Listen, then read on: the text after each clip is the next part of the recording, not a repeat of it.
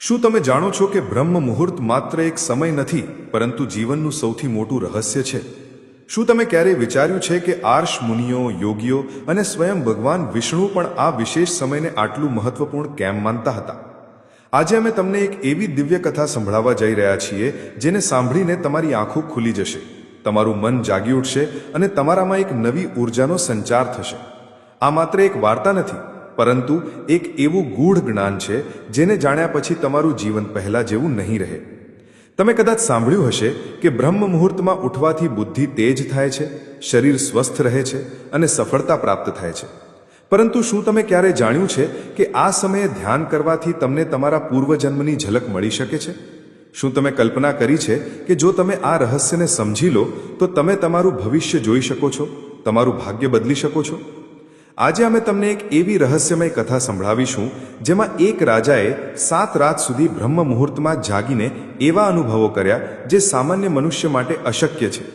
આ કથા સામાન્ય નથી. આ એ રહસ્ય છે જેને સ્વયં ભગવાન વિષ્ણુએ નારદજીને કહ્યું હતું.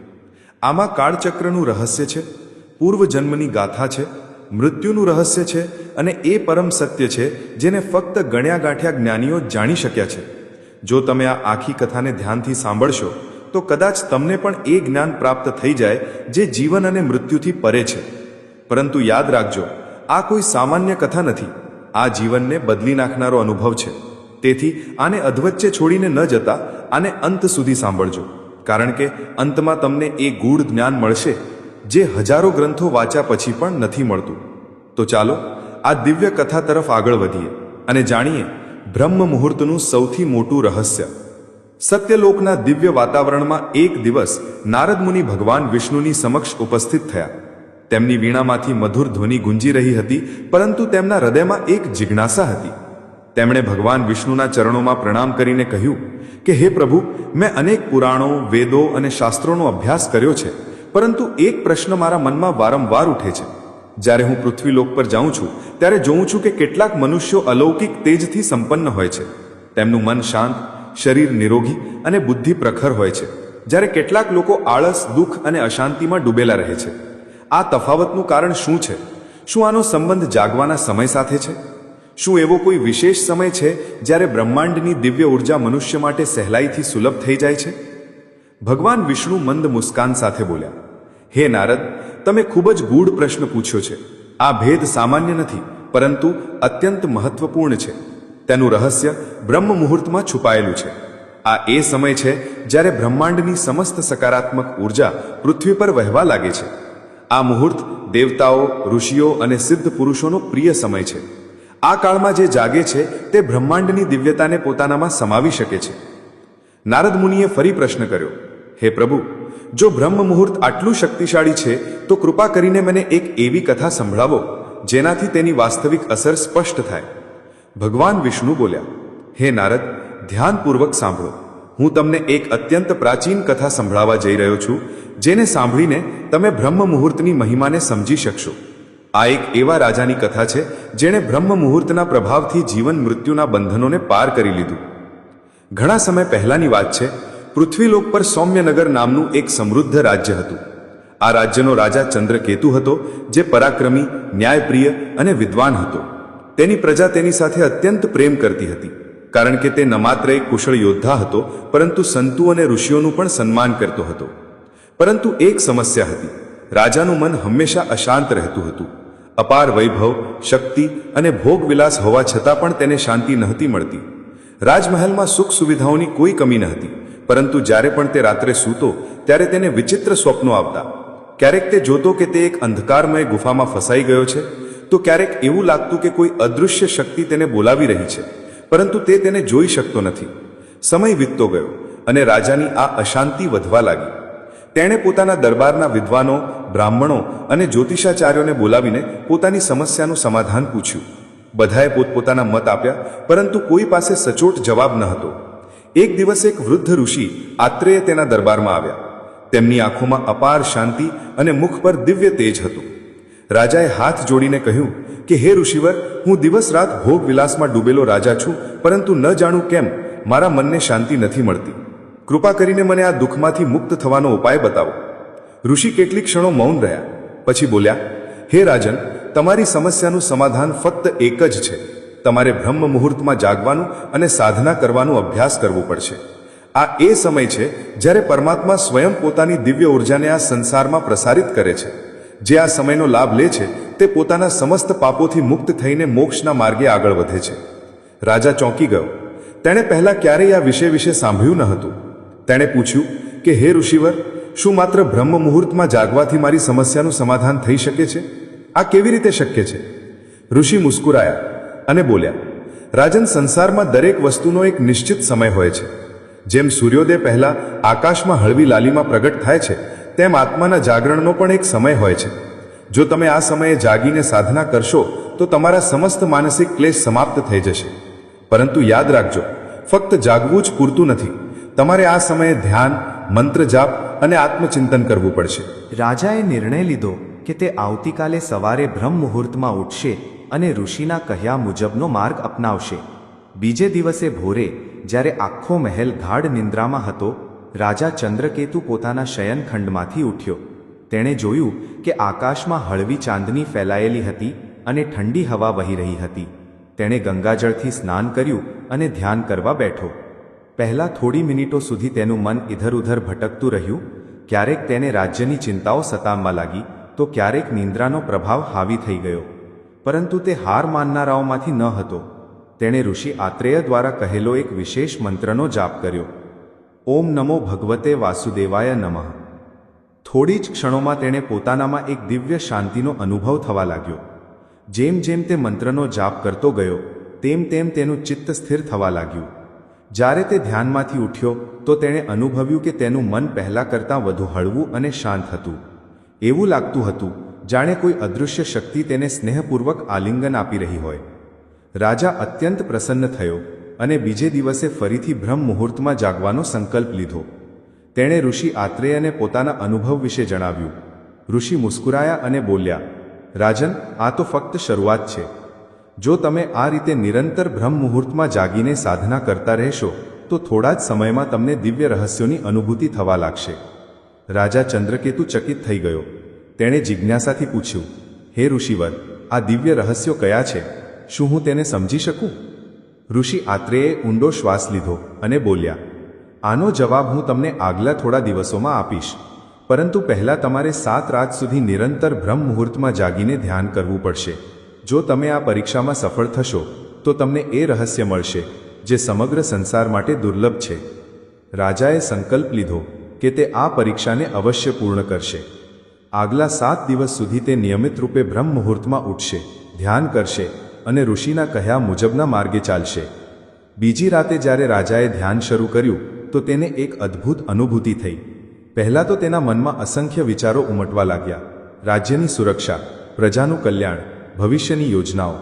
પરંતુ જેવો તેણે પોતાની દ્રષ્ટિને સ્થિર કરી અને ઋષિ આત્રેય દ્વારા આપેલા મંત્રનું પુનરાવર્તન કરવા લાગ્યો, ઓમ નમો ભગવતે વાસુદેવાય, તેનામાં એક અજીબ શાંતિ ફેલાવા લાગી.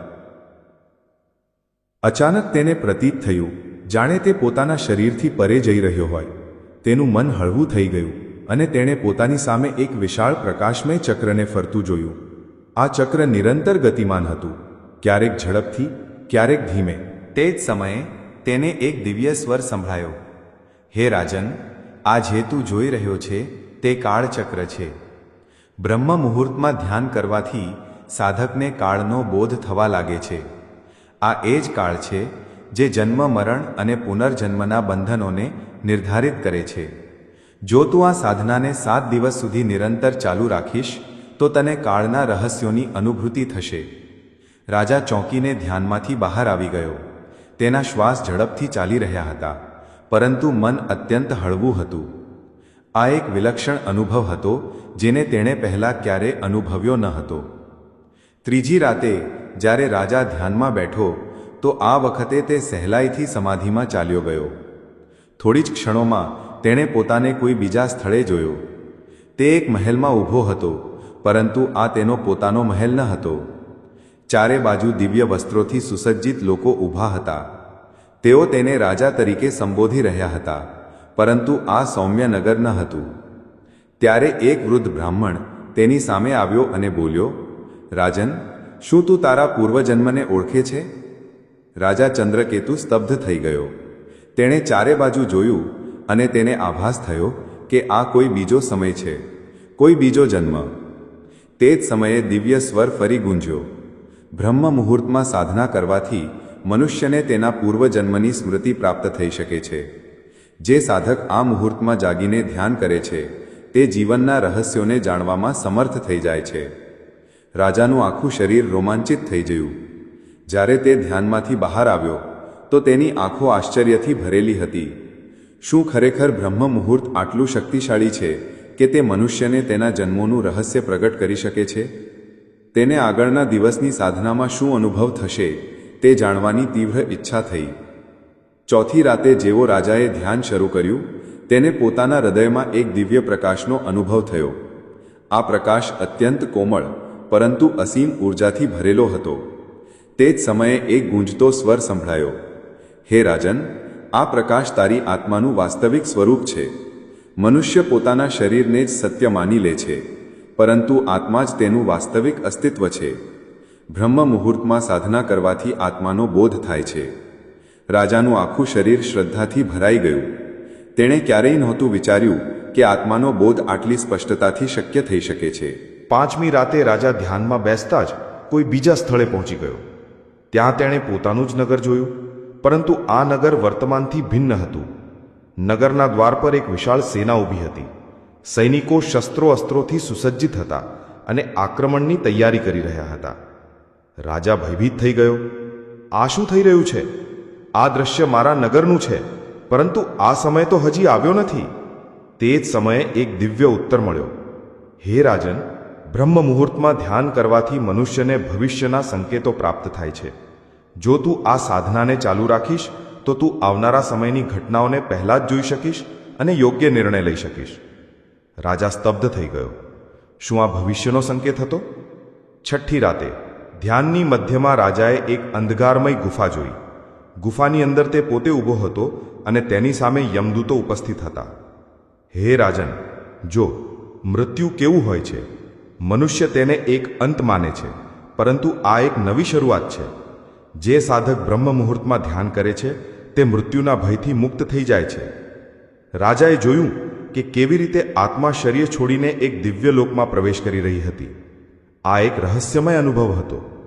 સાતમી રાતે જ્યારે રાજા ધ્યાનમાં બેઠો તો તેણે એક વિશાળ આકાશીય મંડળ જોયું. તેમાં ભગવાન વિષ્ણુ સ્વયં વિરાજમાન હતા. હે રાજન, બ્રહ્મ મુહૂર્તનો સૌથી મોટો લાભ એ છે કે સાધકને પરમ સત્યનો સાક્ષાત્કાર થાય છે. આ સત્ય નથી જન્મ, નથી મૃત્યુ, નથી સુખ, નથી દુઃખ. આ ફક્ત શુદ્ધ અસ્તિત્વ છે. અહમ બ્રહ્માસ્મિ. રાજા ચંદ્રકેતુની આંખોમાંથી અશ્રુ વહેવા લાગ્યા. જ્યારે તે ધ્યાનમાંથી ઉઠ્યો તો તેની આત્મા પૂર્ણપણે બદલાઈ ચૂકી હતી. હવે તે જાણી ચૂક્યો હતો કે બ્રહ્મ મુહૂર્ત માત્ર એક સમય નથી, પરંતુ આત્માની મુક્તિનો દ્વાર છે. ઋષિ આત્રેયનો અંતિમ સંદેશ. બીજે દિવસે સવારે રાજાએ ઋષિ આત્રેયને પોતાના અનુભવો જણાવ્યા. ઋષિ મુસ્કુરાયા અને બોલ્યા, હે રાજન, હવે તું બ્રહ્મ મુહૂર્તનું વાસ્તવિક મહત્વ સમજી ચૂક્યો છે. જો સમસ્ત મનુષ્યો આ સમયે જાગીને સાધના કરે તો તેઓ પણ આ પરમ સત્યને જાણી શકે છે. પરંતુ યાદ રાખ, આ માર્ગ કઠિન છે. તેમાં ધૈર્ય અને સમર્પણની જરૂર છે. રાજાએ પ્રણ લીધો કે તે જીવનભર બ્રહ્મ મુહૂર્તમાં જાગીને ધ્યાન કરશે અને પોતાની પ્રજાને પણ આ દિવ્ય જ્ઞાનથી પરિચિત કરાવશે. આ કથા આપણને શીખવે છે કે બ્રહ્મ મુહૂર્તમાં સાધના કરવાથી મનની શાંતિ પ્રાપ્ત થાય છે, કાળચક્ર અને પૂર્વજન્મનું જ્ઞાન થાય છે, આત્માનો બોધ થાય છે, ભવિષ્યના સંકેતો મળે છે, મૃત્યુનો ભય સમાપ્ત થાય છે અને પરમ સત્યનો સાક્ષાત્કાર થાય છે.